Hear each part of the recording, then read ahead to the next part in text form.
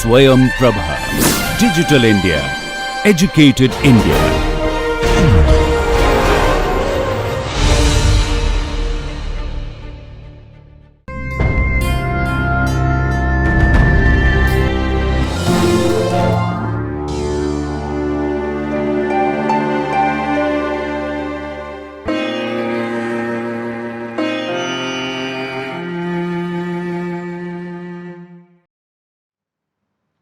Welcome dear students.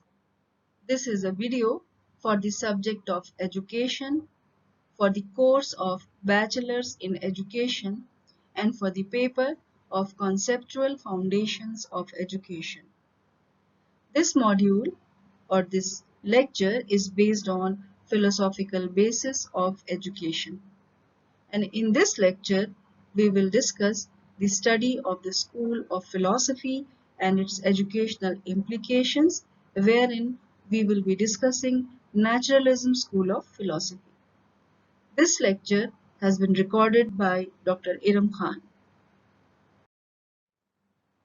The course coordinator and the presenter for this lecture is Dr. Iram Khan from Jamia Millia Islamia, New Delhi. The academic expert or reviewer for this video is Professor Jasim Ahmed from Jamia Millia Islamia, New Delhi. The project under which this video has been created is DTH Swayam Prabha channels of MHRD, New Delhi.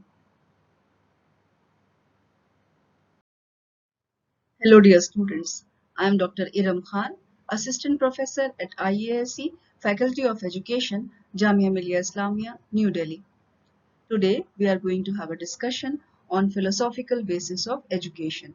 And in this lecture, the study of the School of Philosophy and its educational implications will be done, where the School of Philosophy for discussion is naturalism. So first of all, let us see the objectives of this lecture. The objectives of this lecture are to discuss the meaning of Naturalism School of Philosophy, to explain the various aspects of Naturalism School of Philosophy related to education, to elaborate the significance of naturalism with respect to education. So these are the objectives of this lecture. So let us start our discussion on Naturalism School of Philosophy. Naturalism as a philosophy of education was developed in the 18th century. It is based on the assumption that nature represents the wholeness of reality. Nature itself is a total system that contains and explains all existence, including the human beings and human nature. According to different naturalists, the material and the physical world is governed by certain laws, and human beings who are considered to be the creators of the material world must also submit to all these laws. Basically, naturalism denies the existence of anything beyond nature, behind nature, and other than nature, such as supernaturalism. So basically we can say that naturalism denies the existence of even the supernaturalism. In terms of epistemology or theory of knowledge, naturalists highlight the value of scientific knowledge. Different people like Francis Bacon emphasizes the inductive method for acquiring the scientific knowledge through specific observation, accumulation, and generalization. Francis Bacon also lays emphasis on the empirical and experimental knowledge. Naturalists also lay stress on sensory training, as senses are the gateways to learning. This is the important notion of naturalism, that senses or the sense organs are the gateways of learning. So let us discuss some of the major assertions of naturalism. Naturalism is also termed as materialism. According to this philosophy, the basis of the world is matter. Mind is also a form of matter or an element of matter. or a synthesis of these two.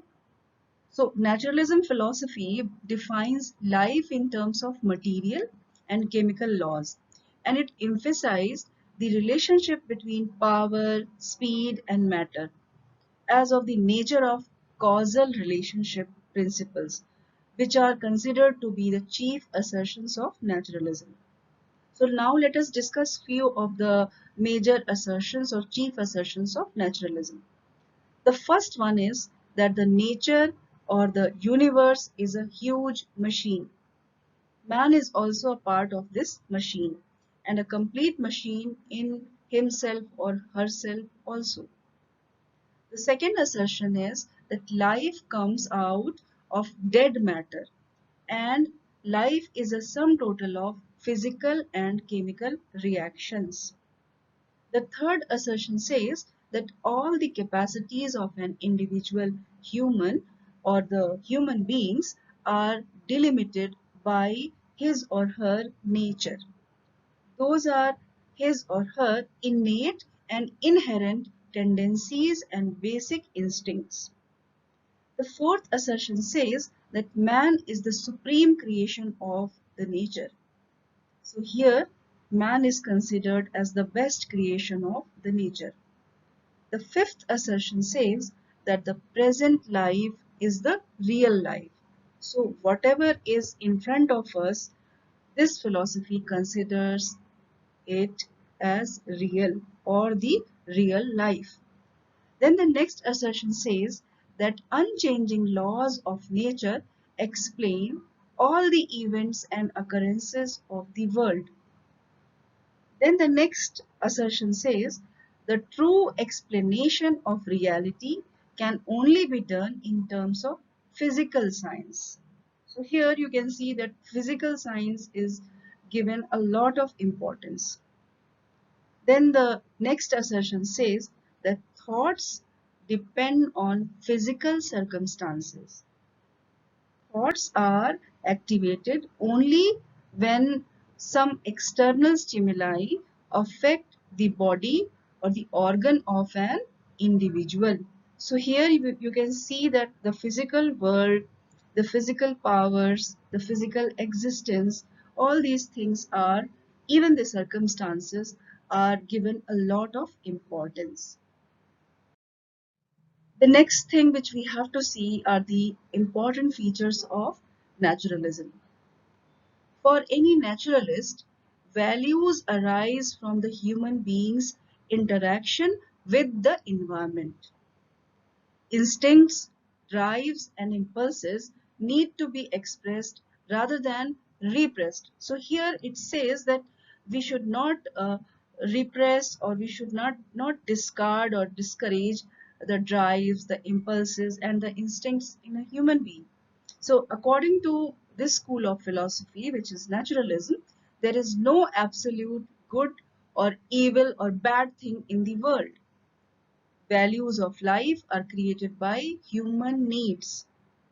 The great names associated with naturalism are a lot of people are there, but there are certain important names which should be considered as the ardent followers of naturalism. So let us see that who are these people.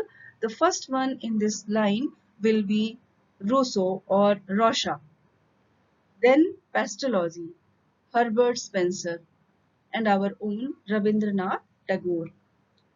Naturalism as a philosophy of education has exercised a great influence on the theory and practice of education. And in due course of this lecture, we will see that how these guys, these people who are the proponents, or you can say the great names associated with naturalism, what exactly they have done once they were trying to explain this philosophy of naturalism.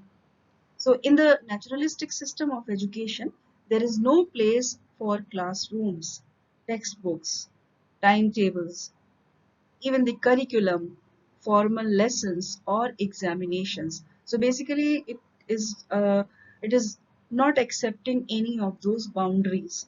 So the teacher has a very important role to play, but this role is basically of acquainting children with their natural environment. So external discipline is altogether out of place. Does this mean? That it discourages any type of external discipline. There is no place for external discipline or imposed discipline. So the only discipline is the discipline of natural consequences.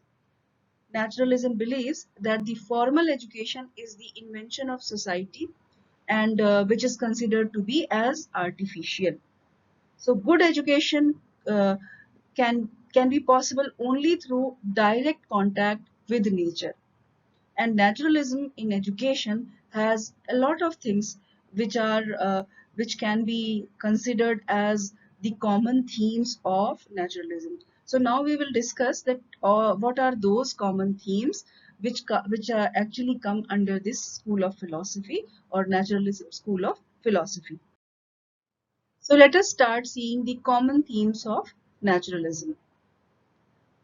The first common theme is look to nature and to human nature as part of the natural order for the purposes of education.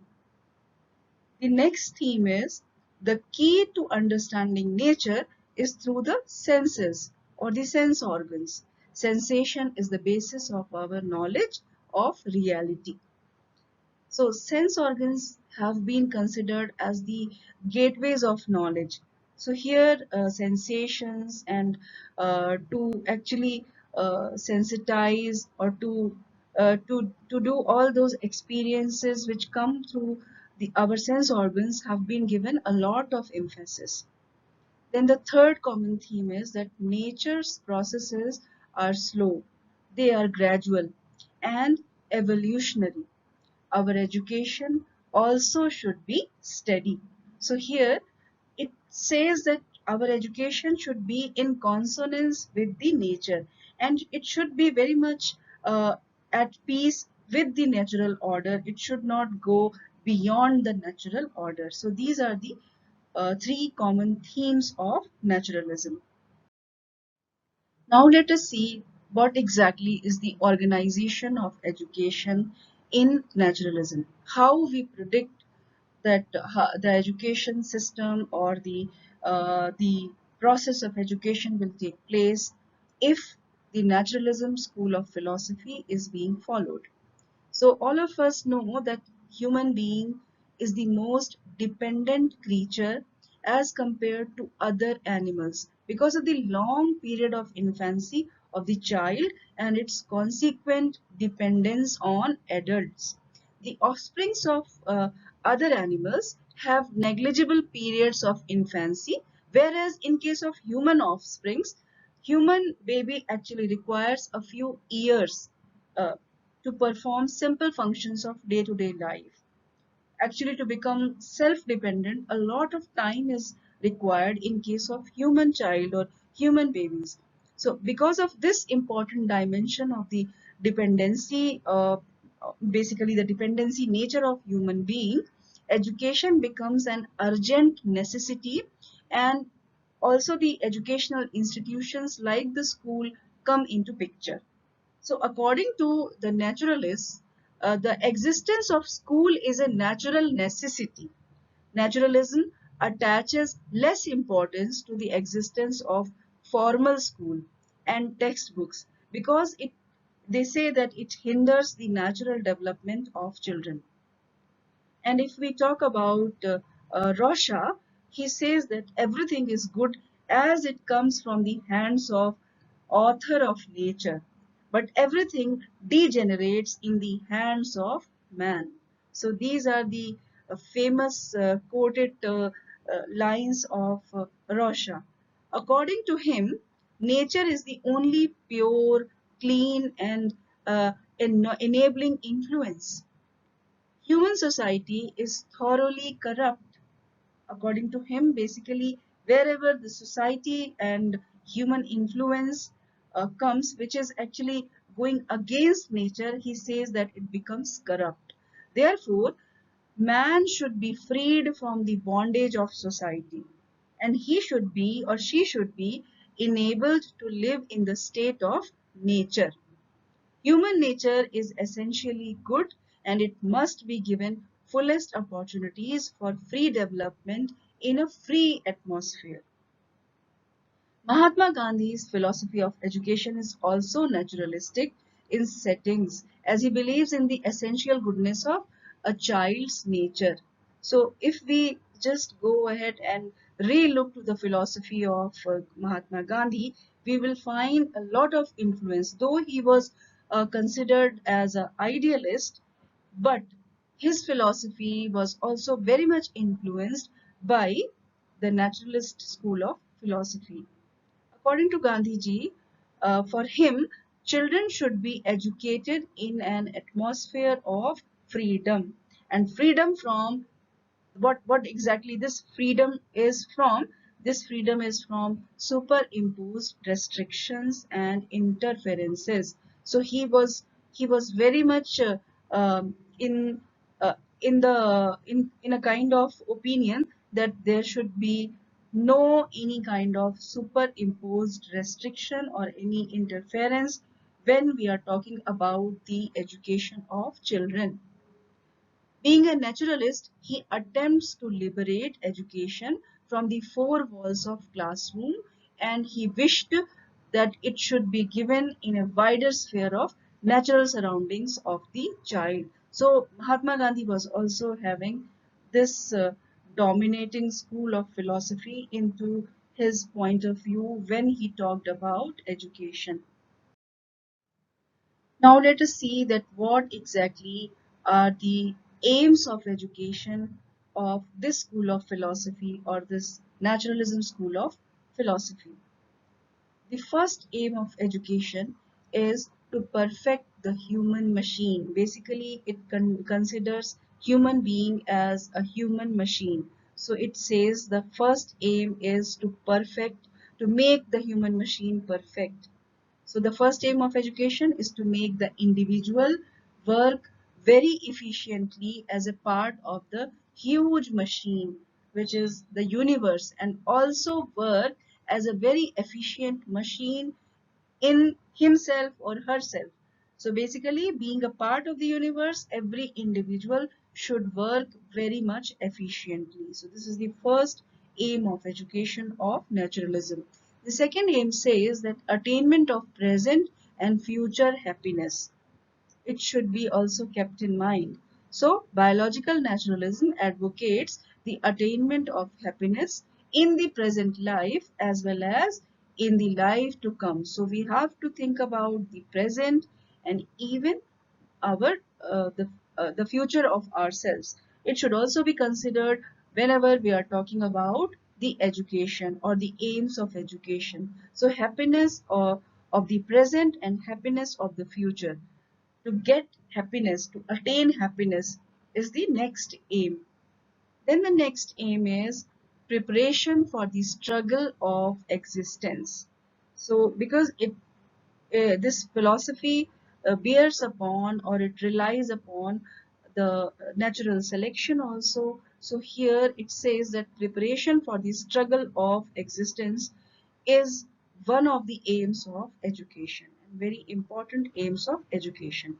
Education should develop the capacities of the individual so that this individual comes out victoriously in the struggle of life and existence in this world. Then the next aim says that adaptation to environment should also be enabled by the education which we are getting. So the aim of education should be to strengthen the capacity of adaptation of the individual, where the reinforcement by education is actually going to provide him the individual added capacity and efficiency to this task of adaptation. Then the next aim is that improvement of racial gains. Some naturalists believe that the racial heritage of culture and civilizational achievements cannot be transferred from generation to generation by a mere natural process of inheritance. So what they say that as such education should conserve and preserve this cultural heritage and develop it further. So they say that this is the responsibility of education to actually conserve and preserve the cultural heritage, and it also has the responsibility of developing this cultural heritage further.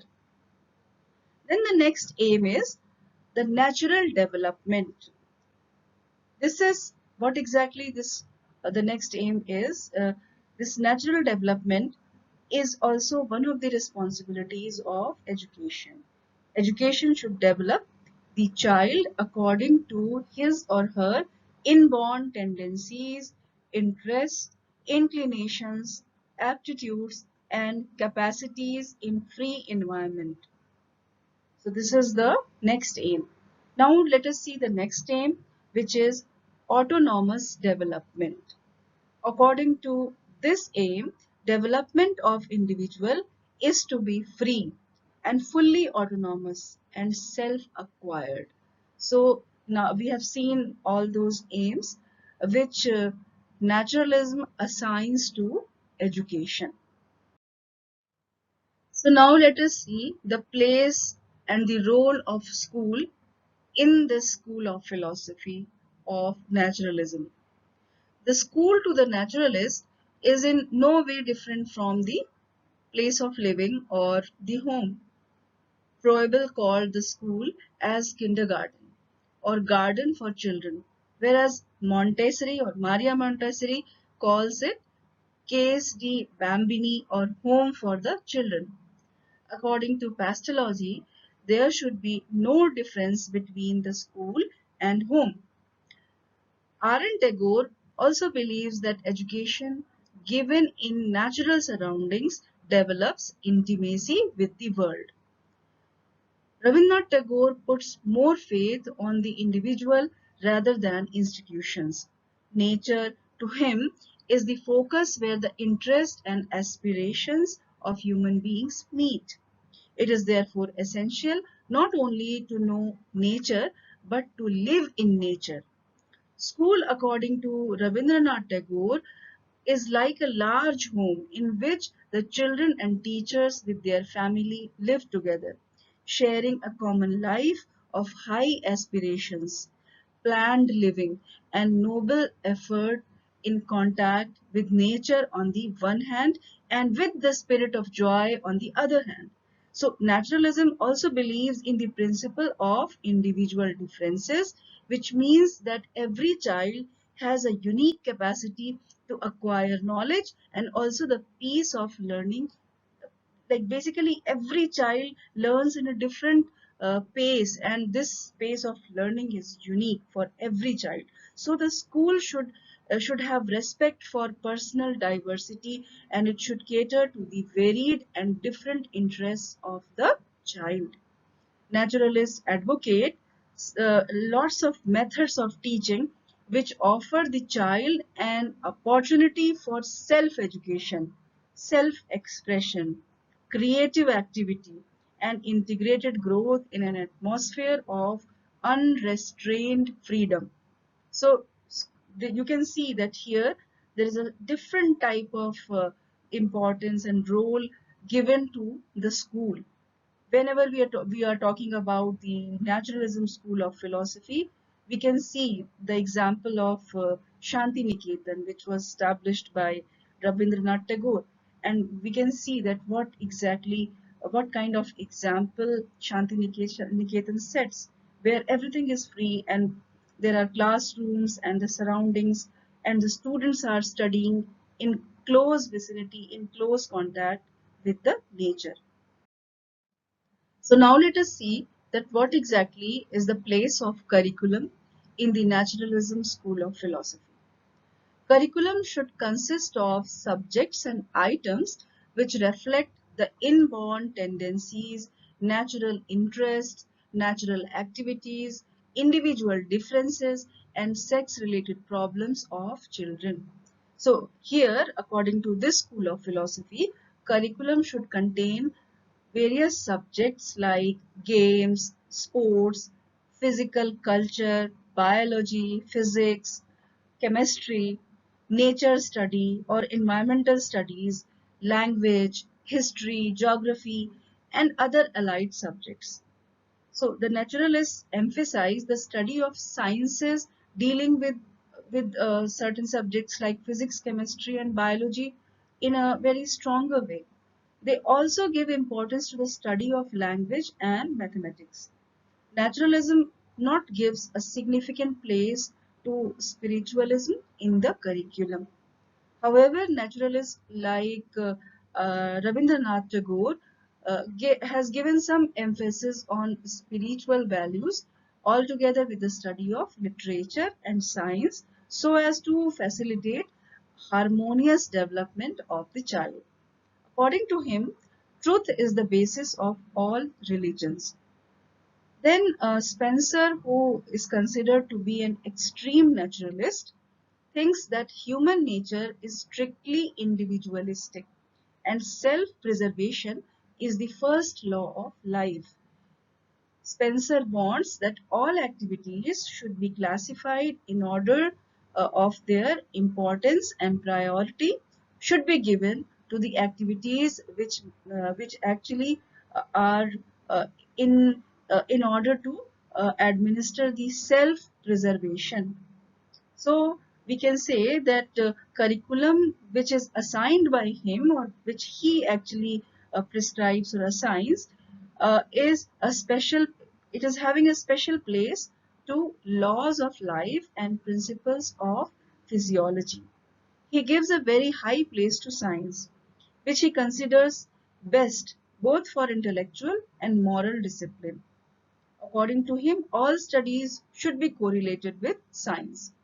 But we have seen that there are people who are not in actually consonance with the ideas of Herbert Spencer, like Huxley. Huxley says he actually does not agree with Spencer for giving undue importance to science. Huxley wanted that aesthetic culture to be imparted to children as a subject of priority.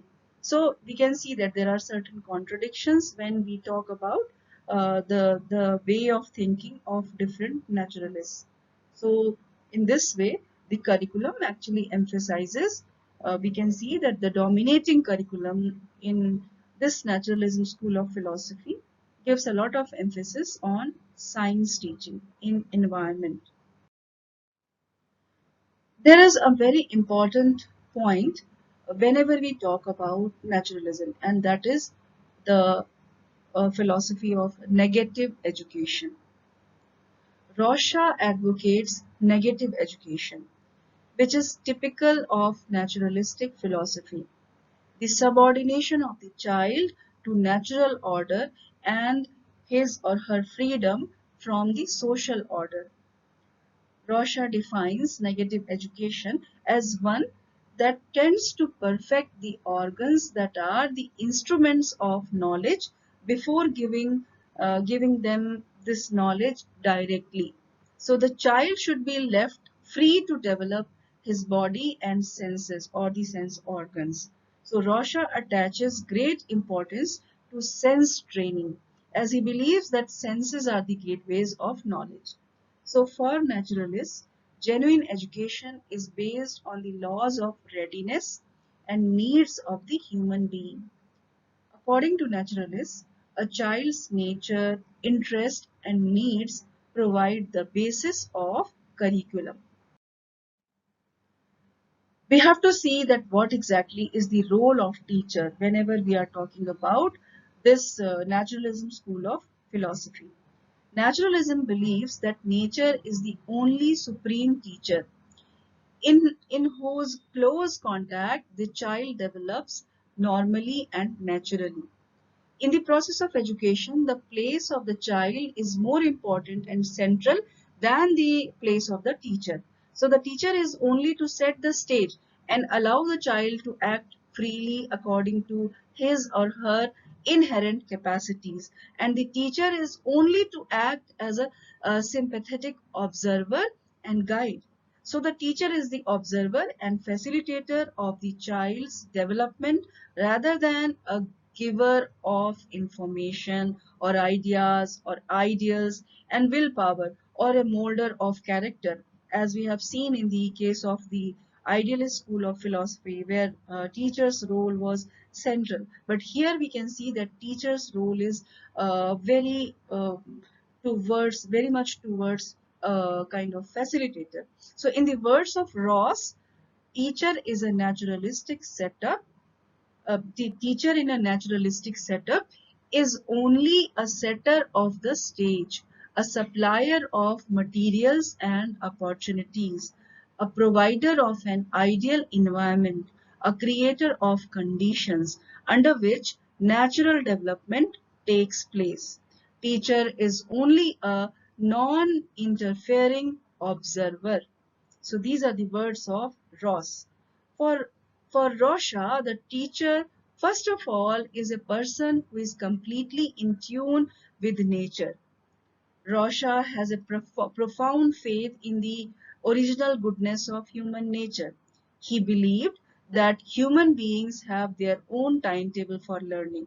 So Rosha, in his didactic novel, very popular novel, uh, Emil, organized education according to Emil's, who basically is a hypothetical boy, where this boy Emil stages, he actually is placed at the center, and his stages of development has been shown very properly in this novel. For each stage of development, the child shows certain signs that he is ready to learn what is appropriate to that particular stage. So if you read this novel, you will find a lot of different things which are related to the developmental stages of a child. Appreciating the educative role of the natural environment as an educative force, the teacher does not interfere with nature, but rather the teacher cooperates with the flow of natural forces. So that is also very important to consider, that the teacher who is aware of human nature and its stages of growth and development does not force a child. Here in this case, the example of Emil or Emily, because we are talking about Rosha and his novel, where he actually explains the role of teacher, and he has taken an example of a hypothetical boy who is named as Emily. So we are talking about that particular novel and the consequences given in that novel. So here the teacher does not force this child to learn, but rather encourages learning by stimulating him to explore and to grow by his interactions with the environment or the nature. Here, environment, by environment, we mean the nature which is surrounding this boy.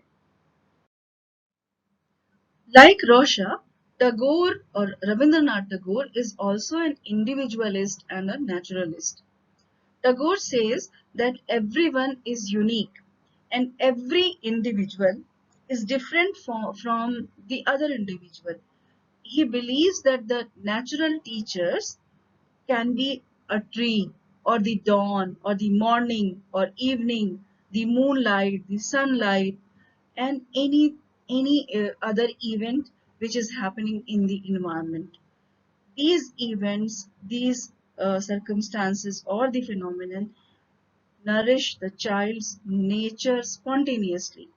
Nature inspires the human being differently at different stages of human development. Rabindranath Tagore gives an important place to the teacher because, according to him, a real teacher humanizes the learning process and activates the mind instead of stuffing it with lots and lots of information. So, it is the teacher who kindles independent thinking, imagination, and judgment. While Rosha opines that the teacher should not be in a hurry to make the child learn. Instead, he should be patient, permissive, and non-intrusive. Demonstrating great patience, the teacher cannot allow himself or herself to tell the student what the truth is, but rather must stand back and encourage the learner's own self-discovery. According to Rosha, the teacher is an invisible guide to learning. While ever present, he is never a taskmaster. Naturalists are of the view that teacher should not be one a person who stresses on books or textbooks, recitations, and collective information in literary form. Rather, he or she should give emphasis on activity, exploration, and learning by doing. So now let us see that what exactly are those methods of teaching which are prescribed by Naturalism School of Philosophy.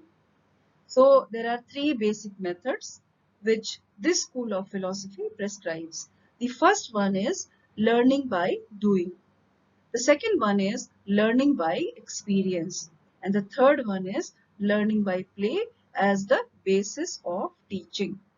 So the principles advocated by different naturalists have brought into being actually they have given a lot of modern methods of teaching which are influenced by these three methods which are prescribed by naturalism. So what are those modern methods? Let us see what exactly they are all called.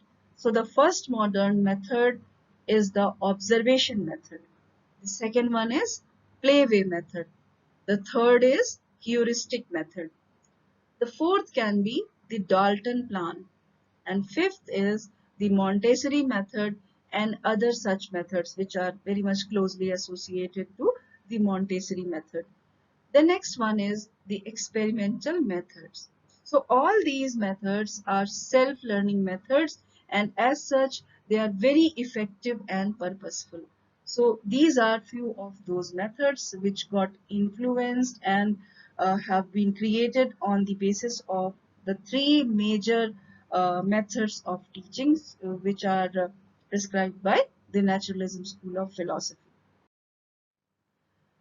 Now let us see that what exactly is the place of discipline in naturalism. So earlier also we have discussed that discipline is not considered as a very important thing in naturalism. Basically, imposed discipline has been not considered as important in this school of philosophy.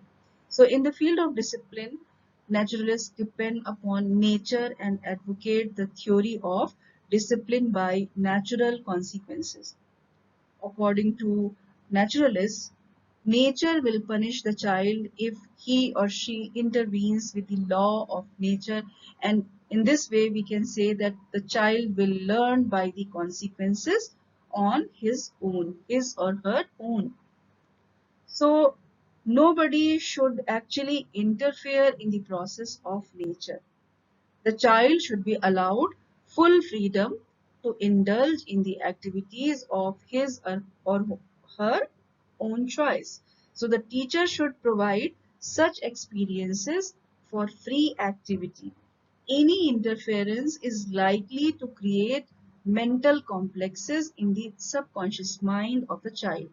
So in this way, the naturalists actually decree all kinds of external interference and allow full freedom to the child to think and act according to his or her own interest, inclinations, aptitudes, and capacities.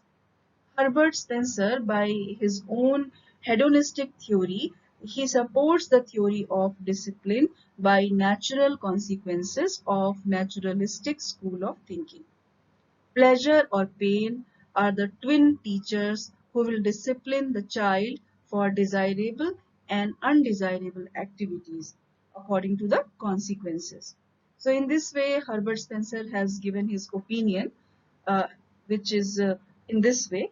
When a child falls or runs its head against the table, it suffers a pain, the remembrance of which tends to make it more careful, and by reflection of such experiences, it is eventually disciplined into proper guidance of its movements. So here we can see that this particular line which is given by Herbert Spencer, it actually talks about self-discipline, which is inculcated by the child by different experiences, and it is not imposed to him. So this is the place which is given to discipline in case of this school of philosophy. Now, whenever we talk about something, we have to discuss the merits and demerits. And now we are going to have a discussion on the merits of naturalism, or this school of philosophy of naturalism. So the first merit which we should consider is that this school of philosophy is talking about development of child psychology. So naturalism is a child-centered process of development. It emphasizes the development of the child according to his or her natural interests, inclinations, aptitudes, and capacities. This view gave an impetus to the development of child psychology and introduction of psychological and sociological tendencies in the field of modern education. So this is something which gives naturalism a very important place whenever we are talking about the child psychology. So this is the first merit. The second merit is that it relies on scientific method and scientific study of society and sociology. So naturalism gave birth to the scientific study of society and social processes. We can actually just observe that sociology is actually gaining its own ground day by day as a scientific study of modern times. This has contributed much to the aims and different processes of development in all areas and fields. So, giving sociology and society a scientific touch is the next merit of naturalism. Then the next merit is that it is actually giving a lot of emphasis on experience-centered curriculum. So naturalism has shifted its base from a subject-centered curriculum to an experience-centered curriculum, which is the essential need of modern life and society. So, in this particular case, education lays due emphasis on co-curricular activities which contribute to the education and development of a child to a very great extent. So, the complexity of modern life needs that varied experiences should be given to the child to educate this child to face different type of consequences of life. So, and whenever this child is facing these consequences, he will solve all those problems which come in his or her way. And these problems are solved successfully, the child is going to lead a very successful life.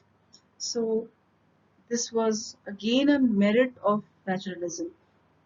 The next merit is that it is actually having a very important contribution in the field of methods of teaching, because naturalism has brought about a revolutionary changes in the field of methodology or the pedagogy. So learning by doing, heuristic method, then the Dalton plan, playway method, observation method, then the Montessori method and other practical methods of teaching are the chief contribution of naturalism. Even if we just go back and see the philosophies of idealism, pragmatism, and realism, uh, they also have got some of those influences from naturalism for these effective methods of teaching. So these methods of teaching which are given by or which are actually having certain influences from the naturalism school of philosophy, these are very much important whenever we are talking about the pedagogical interventions which are developed for student learning. The next merit is that naturalism is in a position to repression in the field of discipline. We have already talked about that self-discipline or discipline which is empowered by nature is much more important. It is considered much more important in naturalism. So the slogans of naturalism are basically that individuality, activity, and freedom. Basically, these are the keywords of naturalism. So we can say that it actually discourages any repression. It emphasizes unrestrained freedom for the natural development of the child. So at the same time, it emphasizes the principle of discipline by natural consequences. So in this way, the chief contribution of naturalism to modern education is the freedom of the child, where in this case we have seen that back to nature is one of the other slogans of naturalism, where the child is uh, given to the lap of the nature, and the child actually gains a lot of knowledge and uh, experiences in close contact with the nature.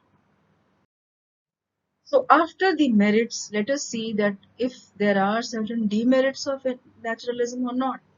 So basically, there is nothing which is not having merits and demerits. And in case of naturalism, also we have seen that there are demerits. So let us see that what exactly are these demerits. So the first demerit which I would like to mention is that it is having one-sided and unsatisfying aims of education.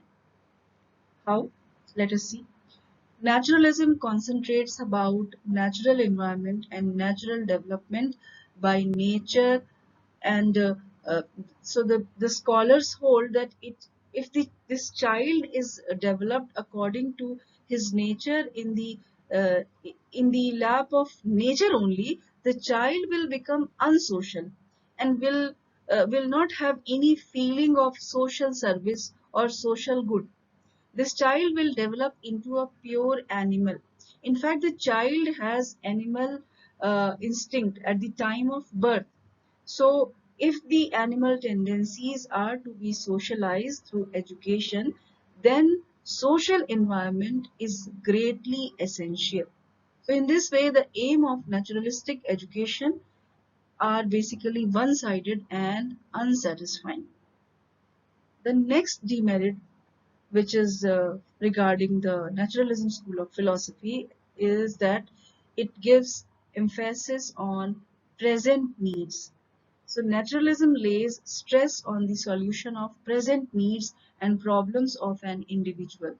It advocates no concern for spiritual values and the remote future. Actually, life and education should have an ultimate goal.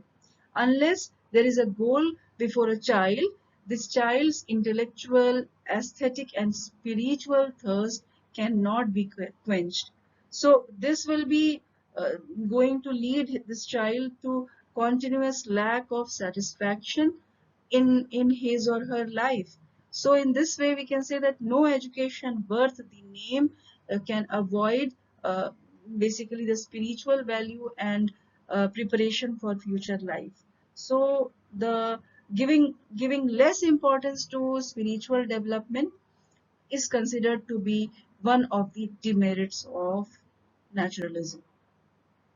The next demerit is that naturalism basically ignores books or bookish knowledge or the importance of textbooks. So naturalism emphasizes that education of the child should be based on his or her activities and life experiences.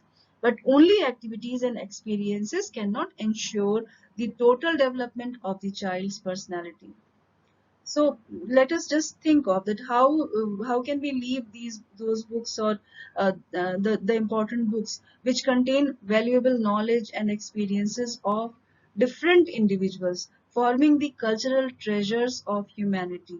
So uh, if we just have a look to different nations, we can see that no nation can afford to neglect or be indifferent to books. So natural activities as well as the books or of all sort of subjects contribute their share in the development of total personality. And in this case, because naturalism denies the importance of the books, so we can say that this is one of the demerits. The next demerit is that naturalism gives undue emphasis on physical education. Naturalism lays too much emphasis on the development of the physique and the physical senses or the sense organs. So it is for the reason that Rosha advocates natural education for 12 years to be given to a child. Only then moral education may be imparted. So this is an imbalanced process of education. So social, moral and spiritual development is also important and essential, and it is very much essential as physical development. According to Pastology, specialized development of one side of human nature is unnatural and false. To consider any one capacity exclusively is to destroy man's natural equilibrium. So here, giving undue importance to physical education has also been considered as one of the demerits of naturalism. The next demerit is that more importance is given to scientific subjects in the curriculum. So naturalism basically emphasizes scientific education. Herbert Spencer, he was considered as a staunch naturalist, has given prime importance to scientific subjects and secondary place to humanities in the curriculum. In fact, the curriculum should show a balance of the two categories, the science and the humanities, and the subjects which are taught to the child or should be given equal importance whenever we are talking about the developmental process of the child's personality. Both science and humanities are important, but here we can see that only science is given much importance whenever we are discussing this school of philosophy. The next demerit is that uh, unlimited freedom of child is actually advocated in naturalism. Naturalism basically provides unrestricted freedom to the child to develop himself or herself naturally. This may lead to self assertion and stand in the way of self realization. Self assertion generally results in arbitrary behavior without any consideration of others. So, this is undesirable. All have equal rights to develop their own. So here we can see that the freedom should be enjoyed equally by all and not by a particular individual.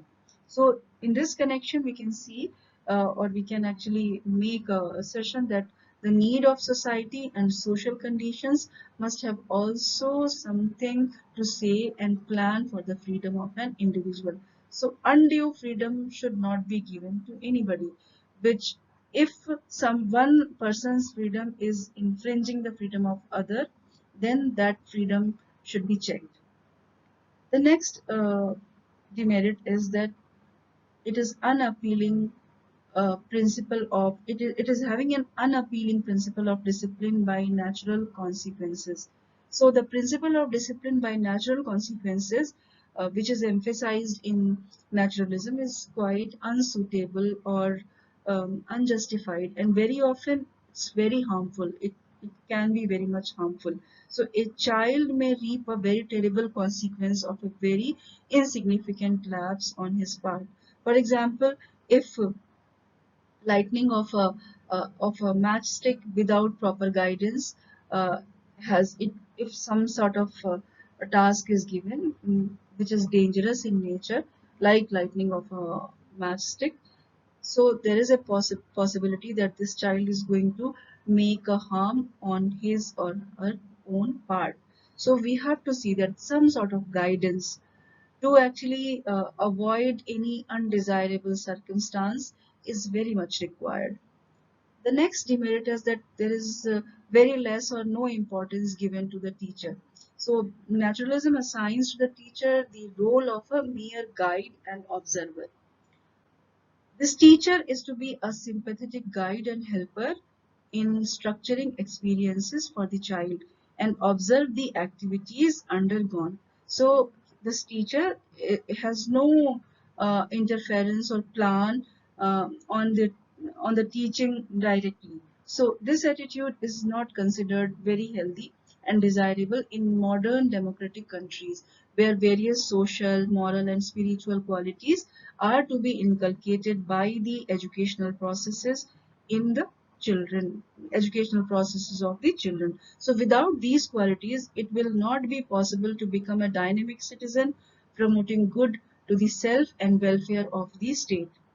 The next, or we can say the last demerit, which I would be discussing, is that it actually takes us towards antisocial, or because it talks about uh, negative education or antisocial activities or antisocial against society. So we can say that naturalists emphasize individuality, the development of individuality, and ignoring the society, which is an essential feature for an individual. Uh, Both basically are independent with each other. Society is also important and individuality is also important. So the development of one may be achieved with the close cooperation and development of the other. So individuality can be achieved or developed in close cooperation of the social nature or societal influences. So we can see that they are very much like the two sides of the same coin, and no education worth the name, and it basically cannot consider or neglect uh, one which is individuality and the other which is society. So both are very much important, but here we have seen that society is not given any importance. So we can say that naturalistic idea of individuality development is one-sided, and it denies the existence of society, of which the individual is an integral part.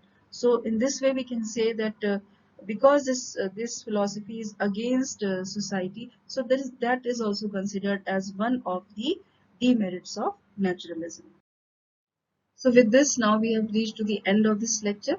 So let us summarize quickly that what we have studied about naturalism. We have seen that naturalism as a philosophy of education advocates maximum freedom for the child and further stresses in freeing the child from the tyranny of rigidity, interference, and strict discipline. So naturalist school should not be regarded as separate from the child's environment. So basically, the naturalists believe that children's learning should originate from direct sensory experience in their immediate environment rather than with verbalism such as lectures or preachings and the textbooks. So basically, they deny the role of textbooks and any sort of formal teaching or lecture method or preaching method of teaching. So according to them, childhood is an appropriate, necessary, and valuable stage of human growth and development. And so the curriculum and instruction should follow accordingly from the child's impulses and instincts. We have also seen the importance of uh, the curriculum, the role of discipline, and we have seen some of the merits of this particular school of philosophy, and also the demerits, because if something is having some merits, then there are demerits also which are actually associated with that particular entity. So we have actually gone through all the nitty-gritty of the naturalism school of philosophy. So I hope that with all these important features, we can internalize the important uh, points which are related to naturalism. These are few of the references and suggested links which were referred while preparation of the lecture. You can also go through these things. And with these words, I will like to end my lecture, and I feel elated to interact with all of you, and will meet together in any other lecture on any other topic. Till then, thank you from my side. Dear students, you are watching a video on the philosophical basis of education. In this lecture, we have studied the study of the school of philosophy and its educational implications, wherein we have studied Naturalism School of Philosophy. This video lecture was recorded by faculty at home during the national lockdown period for COVID-19 pandemic using minimal technical resources. Technical errors, if any, are unintentional and may please be ignored. For any queries with regard to this lecture or broadcast, kindly send your emails to techsupport@dth.ac.in. Thank you so much.